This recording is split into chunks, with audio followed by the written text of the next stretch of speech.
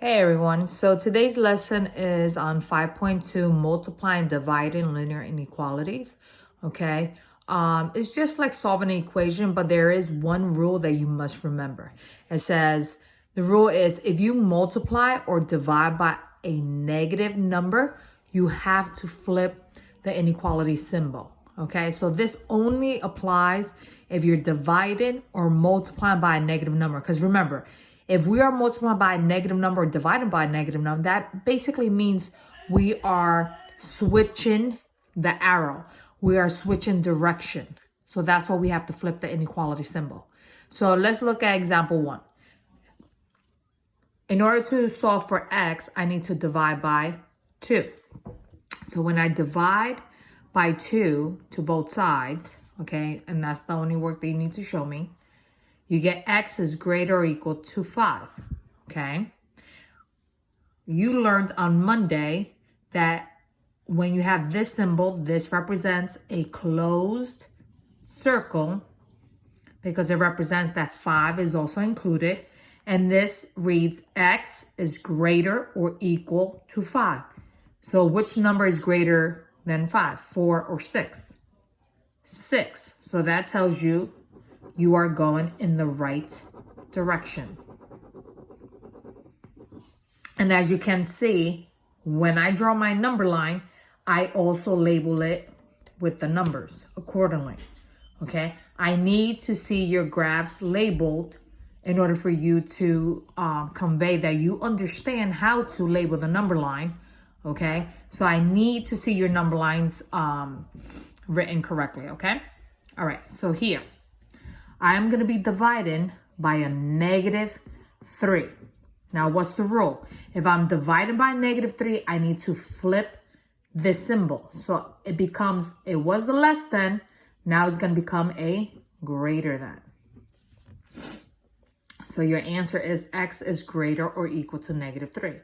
So now this represents an open circle, okay? X is greater than -3. That tells me I need to go to the right because we increase going to the right, decrease going to the left. Now look how I label my number line, okay? Here's my 0, -1, -2, -3, -4, okay? You have to know how to label the number line when you are on the left side of 0, okay? All right, so here. So again, very important. How do you label the number line, especially when we are in the negative side? So a lot of students mess this up because they're so used to labeling it on the positive side that when we're on the negative side, we are decreasing, okay, the further away that we are getting away from 0. All right, so here, multiplying by the reciprocals. Remember when I taught you originally when we were solving by a fraction, okay? We never divide by a fraction. We said we are multiplying by the reciprocal. So what's the reciprocal of 1/2? Multiplying by 2. Okay? So when I multiply 2 times 1/2, I'm left with x. Less than or equal to, what's 4 times 2? 8. So now this is a closed circle.